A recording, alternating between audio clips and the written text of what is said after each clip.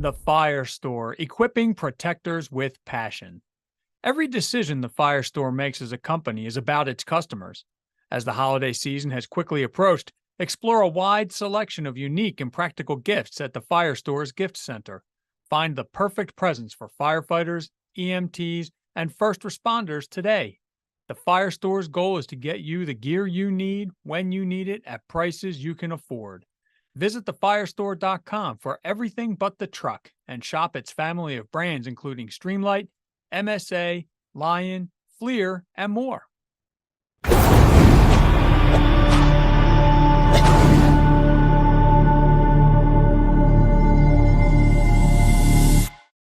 Hi, Chris McLoone here with Fire Apparatus and Emergency Equipment. Welcome to this episode of our podcast.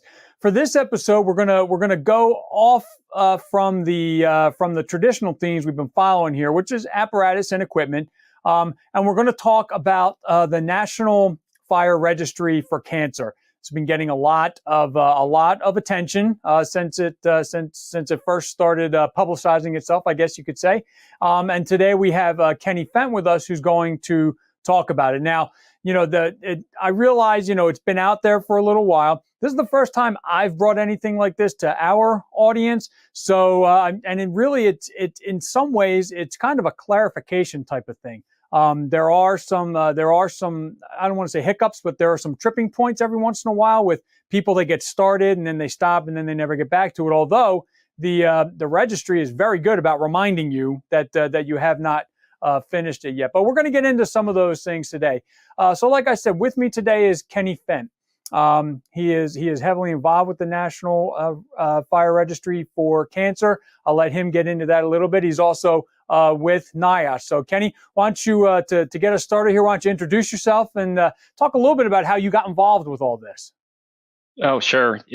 So my name is Kenny Fent. I'm a research industrial hygienist at NIOSH, the National Institute for Occupational Safety and Health.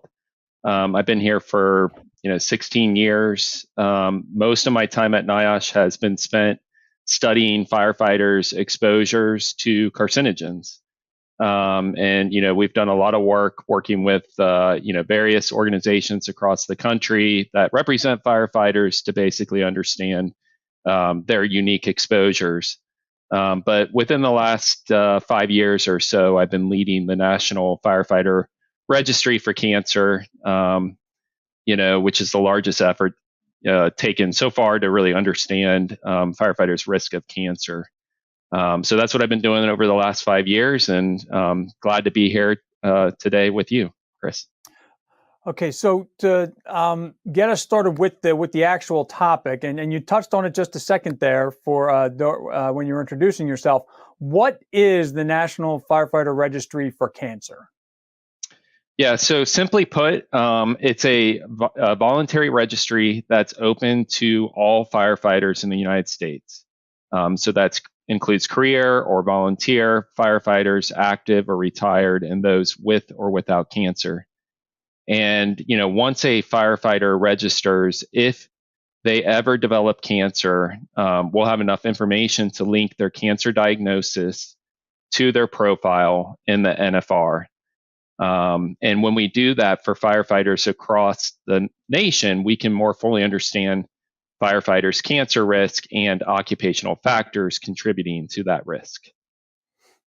Okay, so was that why it was specifically created to track that and to not only for the firefighter who is registering himself or herself, but also for that broader information base from which you'll be able to develop these different, I guess, studies on the risk for cancer with fire? I mean, we know it's a higher risk, but this is going to actually allow you to kind of do a bit of tracking to sort of develop some, for lack of a better term, some hot zones for us to look for. Yeah, I mean, that's exactly right. So, we're trying to understand really what is it about firefighting that's leading to higher risk of cancers.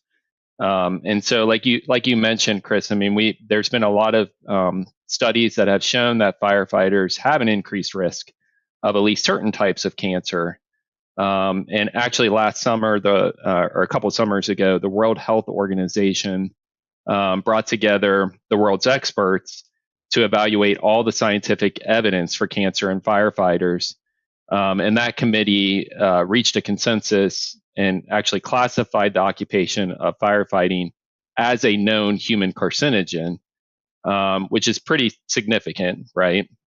And that was based on sufficient evidence for mesothelioma and bladder cancer in firefighters.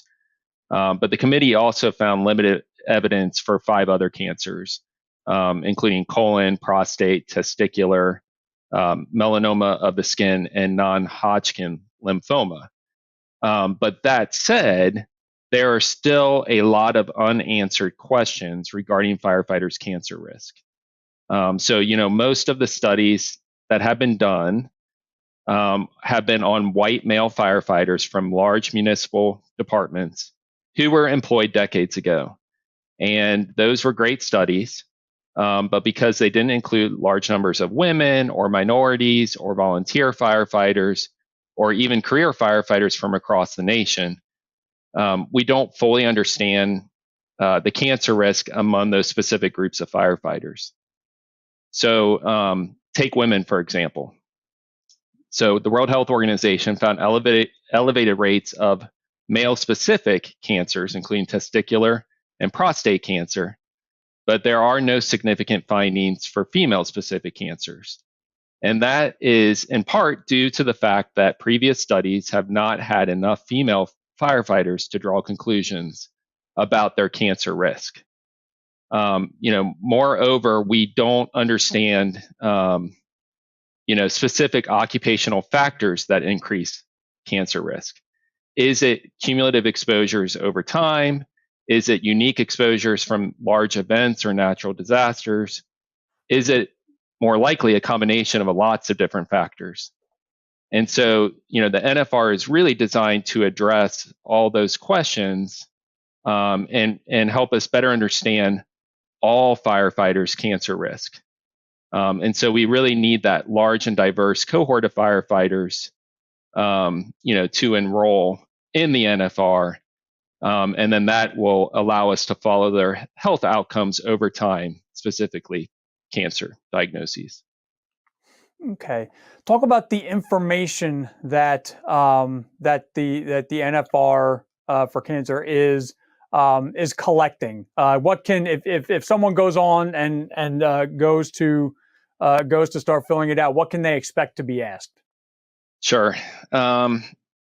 So, we do provide an opportunity for firefighters to tell us about any cancer diagnoses they've had, but they actually don't have to report their cancer diagnoses to NIOSH. So that's important. I think it's important to note, if someone is diagnosed with cancer, the last thing on their mind is to report that to a federal agency.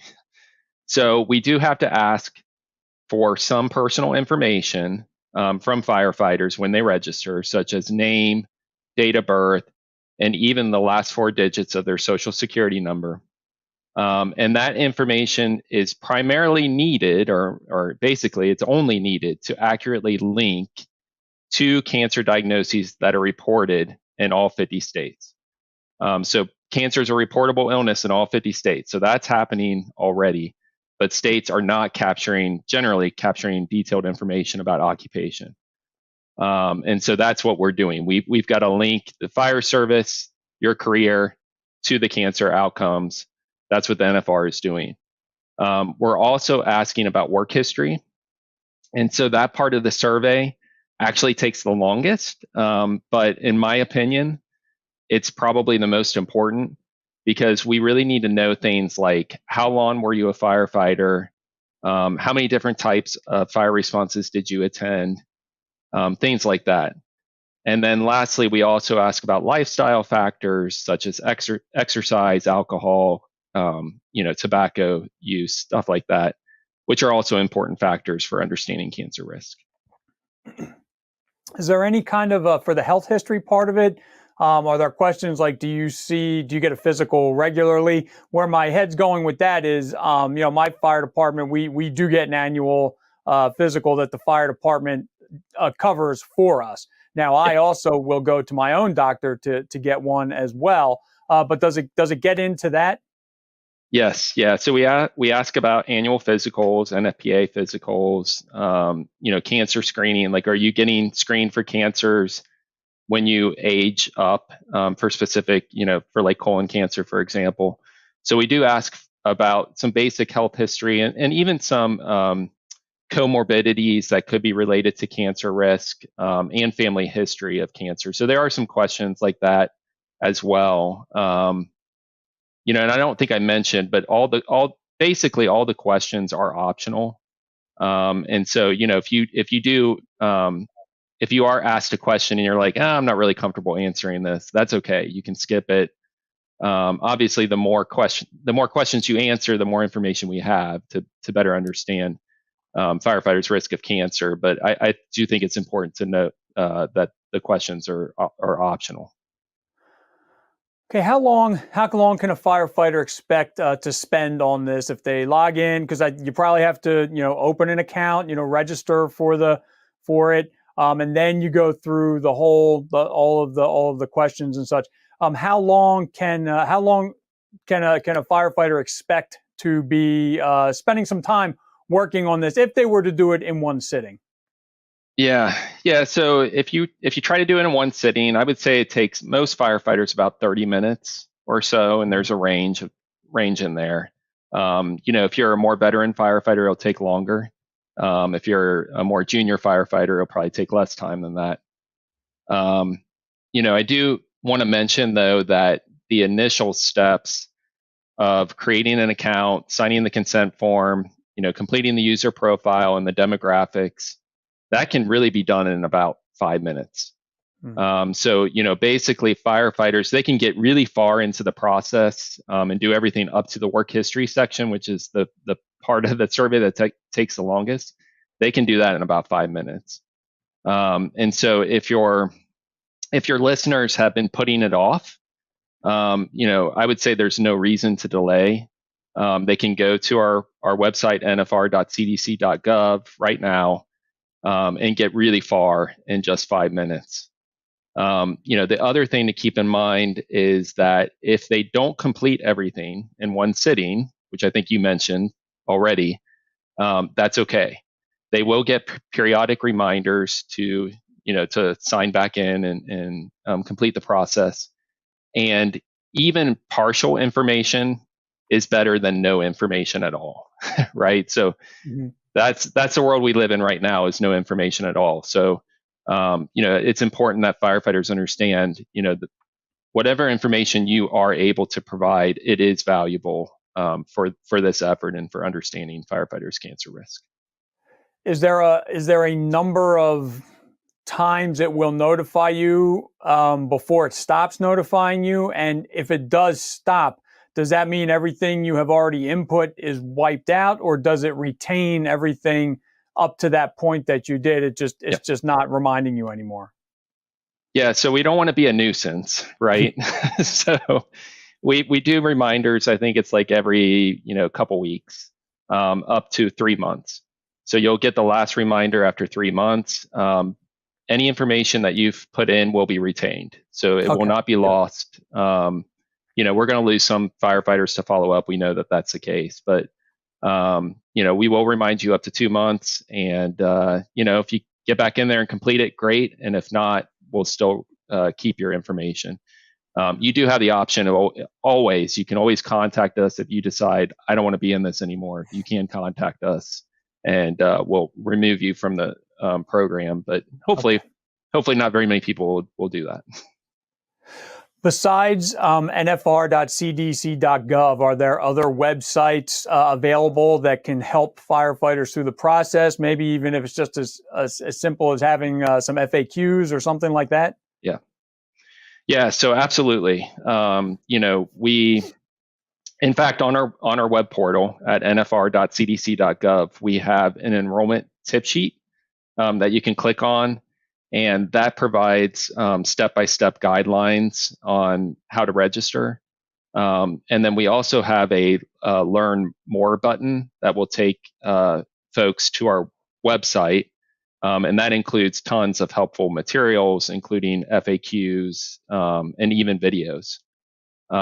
We also have worked with Underwriters Laboratories and their Fire Safety Academy, and they have a course on exposure reduction. And at the end of that course, there's information as well on how to register. And so that's kind of like killed two birds with one stone if you're interested in exposure reduction as well. Lastly, we have a help button on the web portal, and that provides a phone number or email to receive help. And so, have tried to design the NFR web portal to be as user friendly as possible. But just in case you do have, if you have any difficulties, we're committed to making sure you receive good customer service and timely help. Okay, now you mentioned a minute ago when I asked you about how long it would take. You said obviously for someone who's been in the fire service longer, it's going to take a little longer, particularly that one section where we get into dates and things like that, and when were you exposed. I'll admit it, I did start to fill it out.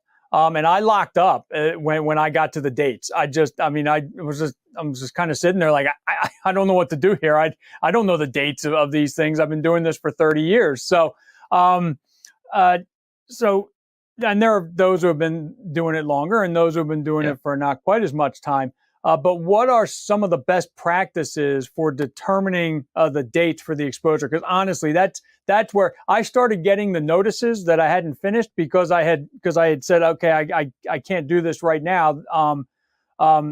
Basically because of the dates. And like I said, that's where I kind of locked up. And I kind of suspect that there are other people out there who, just they get to that and are like, how am I supposed to answer these?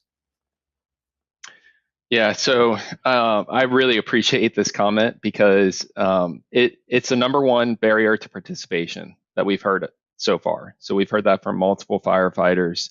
I totally get it. I want to break it. I want to break that question down into two parts. So, the first part is, why is the work history question so long? And then the second part, how can firefighters prepare for this question? And so, for the first part, the work history section is actually not long if you're a newer firefighter.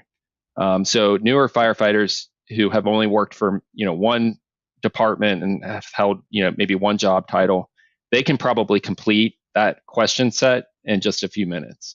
So I do want to be clear about that. The problem is really for the more veteran firefighters who have had multiple job titles.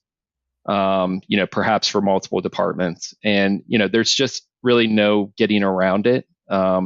You'll have a lot more to report, but your work history information is probably even more important because you have had a lot more exposures. And, it's just really critical that we really need to know what you have done as a firefighter so we can learn what is it about firefighting that's leading to cancer.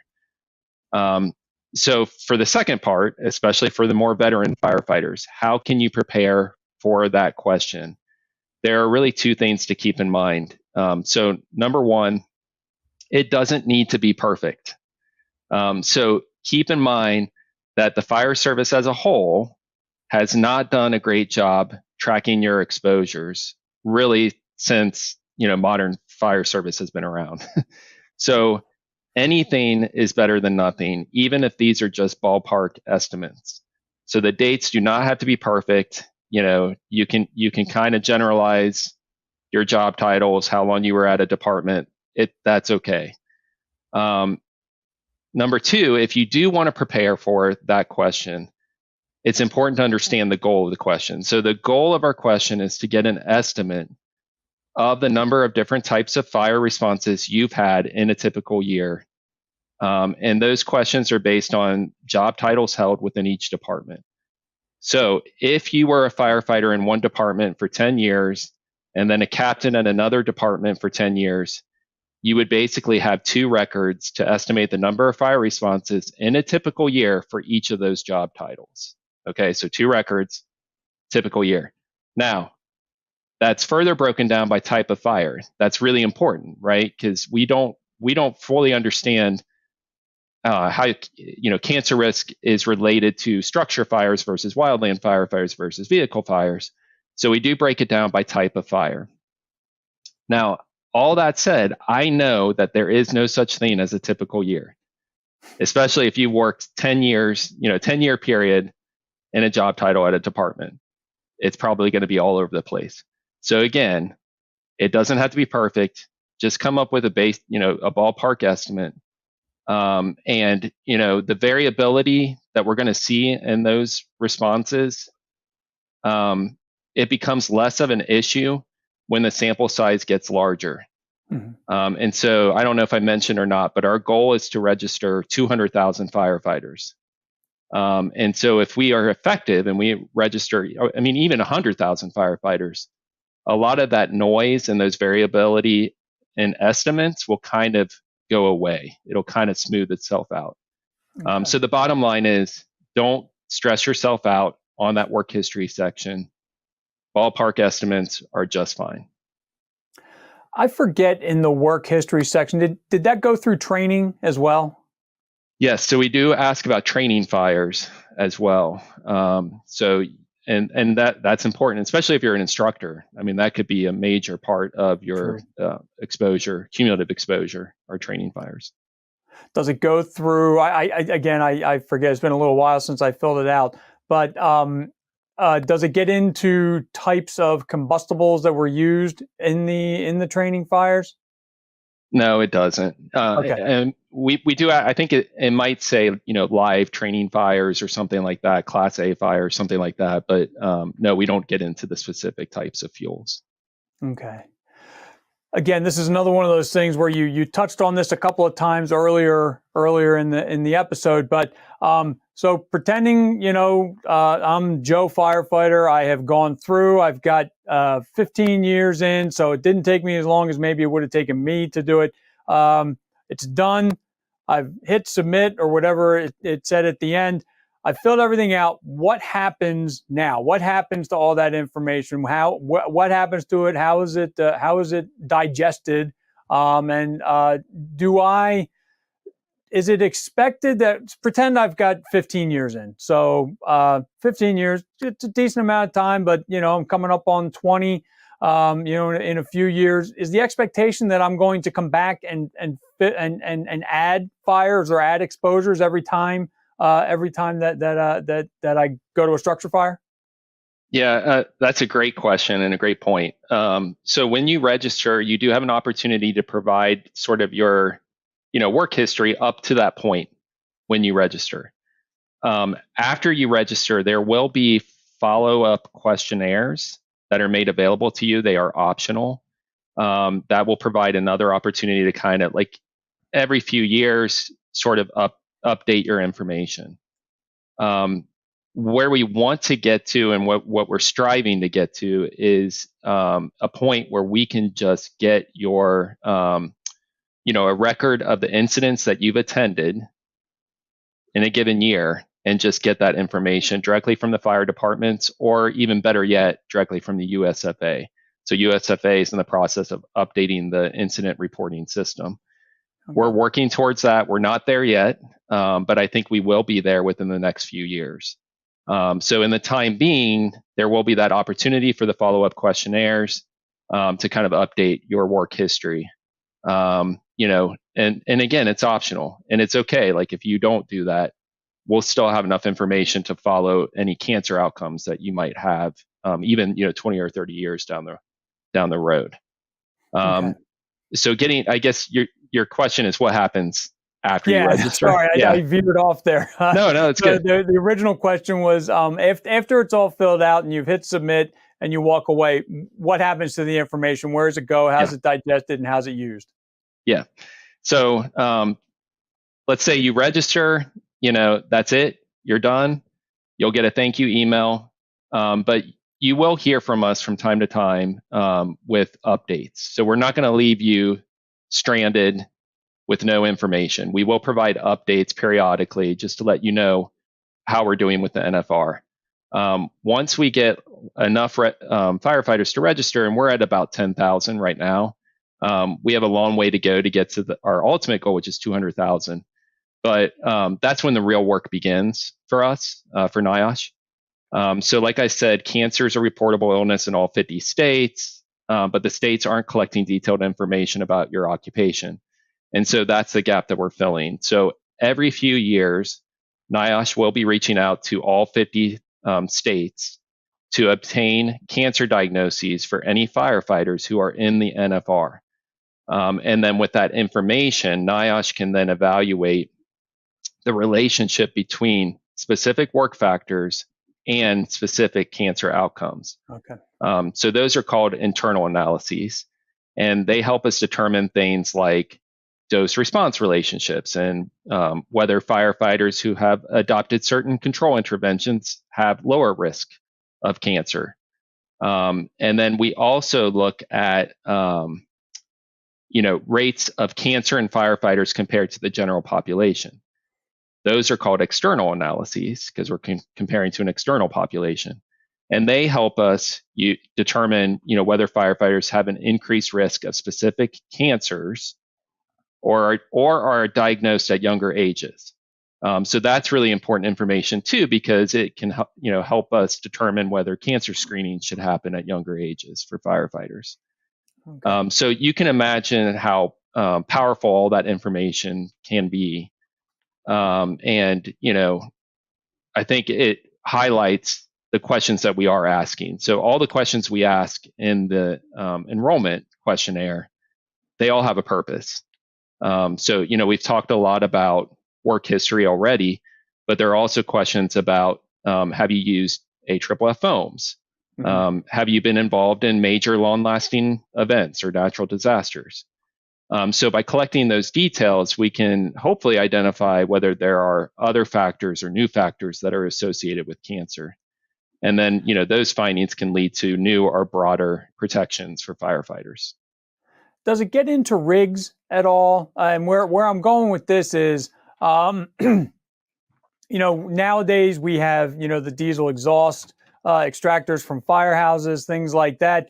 I'm as I say this, I'm thinking of our antique that when I drive it and I hit the gas pedal, it belches diesel soot out of the side. And for many years, we've just got gear racks all around the firehouse. So for many years, that truck was starting. If it was near any of the gear guy. But does it ask anything about maybe the era of fire truck that you rode on, or does it get into any of that as far as exposure, or is it focusing specifically on, structure fires? So we don't. It's a great comment. It is something we could ask about in follow-up questionnaires. We currently do not ask about your apparatus. Most of the questions that pertain to like control interventions pertain to like individual things that you have control over. And so we don't ask about apparatus, but like I said, I think it is something we could consider for follow-up questionnaires. It's a great point. Curiosity. We talked a little bit about some of the resistance when you get into the specifying the work history and locking up because of dates and things like that.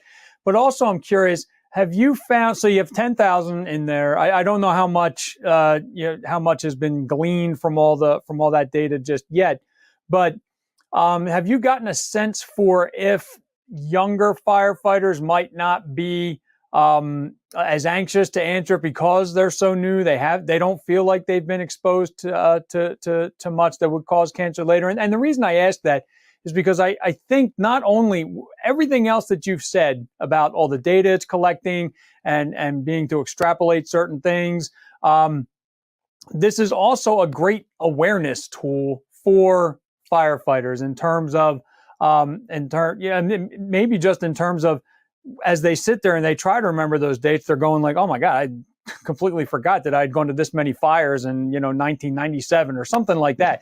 But it's also, as we have, as a fire service, come to be far more aware instances of cancer and things of that nature, it really is happening in the twilight of your career, is when a lot of people are finding out that they have one cancer or another. A lot of people, it's, they've just recently retired. They think they've got their retirement ahead of them, and now, they're going for treatments all the time because they weren't as careful maybe as they should have been earlier in their career. So I definitely think this is also a great awareness tool. But getting back to the question, sorry, I veered off again.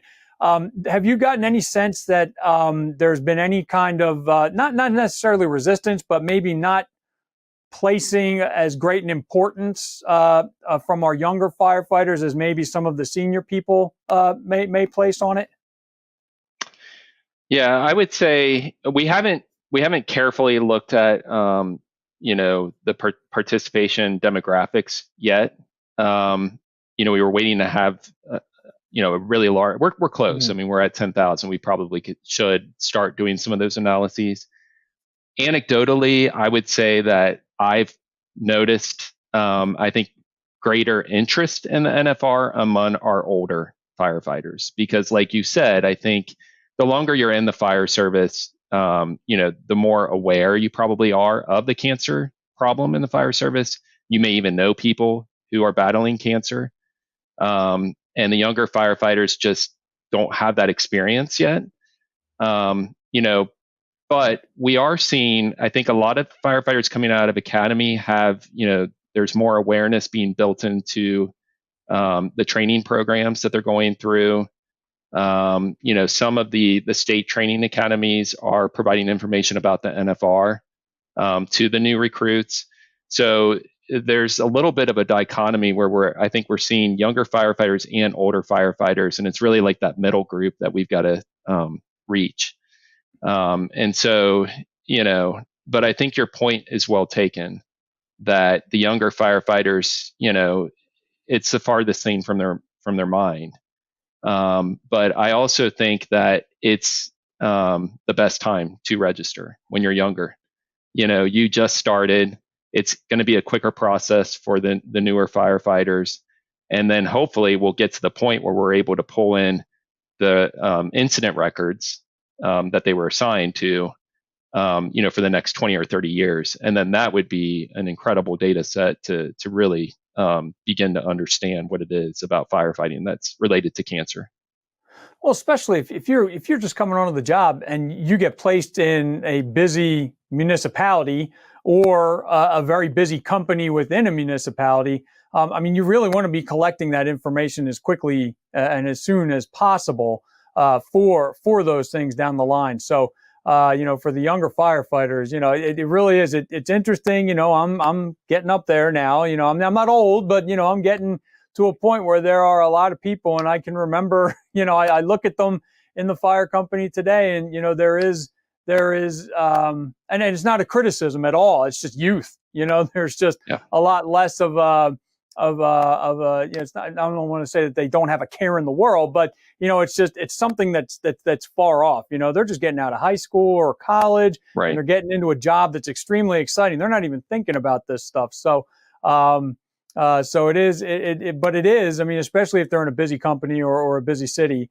the earlier they can do that, the better, because it's not only going to help them keep track of this stuff, but it's also going to help, their fellow firefighters as they all move on, as in their careers. So, yes. So we've covered a lot of things today. I think, hopefully, we've explained this well enough where, more people are inclined, because, 200,000, we're at 10, we want to get up to that 200,000, and it really is critically important.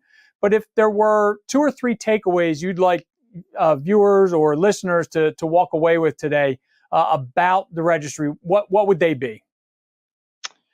Yeah. So I would say number one, if you're not part of the NFR for cancer, it's important that if you are diagnosed with cancer, even 30 years from now, we won't know that you were a firefighter. So, details about your occupation will not be linked to your cancer diagnosis in a way that that researchers can use to understand firefighters' cancer risk. And that's just the reality of the situation. So that's why the NFR for Cancer was created through bipartisan active legislation with support of all the major fire service organizations to really address that missing link. Two, if you don't have cancer, the NFR is for you. It's just as important that firefighters without cancer register, because we need to know why some firefighters develop cancer and others do not. So this is not a cancer registry. It is a firefighter registry to understand cancer. So we need all types of firefighters to register. And that's number three, really, is that, any type of firefighter in the United States is eligible to participate. That includes structural, wildland, volunteer, instructors, investigators, industrial firefighters, airport rescue, DOD, you name it. Any type of firefighter, this is for you. This is for all firefighters. And the NFR will only be effective if we get strong participation from across the fire service. So with that, those big three takeaways. Do you have any other comments you'd like to make about the registry while we've got you here? Just that I love working with firefighters. I've been doing it for over 15 years. Firefighters care about their communities, and they've devoted their lives to service. And many firefighters do ask me what can they do to help with the cancer problem in the fire service. And you can take care of yourself. You can do everything in your power to reduce your exposures, follow the policies and procedures that your department has on that. But you can also register for the NFR. Your individual information may not seem that helpful, but when it's combined with 200,000 other firefighters, that information becomes incredibly powerful. And it will help us fill important knowledge gaps about cancer in the long run that will benefit the fire service. So registering, you are really helping your brothers and sisters in the fire service, and you can make a difference. Okay, great. Well, my thanks to you, Kenny, for taking some time out to talk to me about this today. If you have any questions for Kenny, let me know. I'm at chris.mcloone@clarionevents.com. I will make sure that your questions get over to him, and then he can answer you that way. We've talked about it. nfr.cdc.gov is where you go to register, and there are a host of resources there to help you through the process. If you have any topics that we haven't hit on yet on our podcast, and you'd like to suggest one, again, hit me up, chris.mcloone@clarionevents.com. But the big thing we want you to remember today is register today for this. This is critically important. They're looking for a sampling size of 200,000 firefighters. They're well on their way. This has only been, we've only been really pushing it out there for a few months now. So we're well on our way. 10,000 right now, but we want to get to that 200,000. So again, this has been Chris McClune with Fire Apparatus and Emergency Equipment, today with Kenny Fent, talking about the National Firefighter Registry for Cancer. Have a good one and stay safe.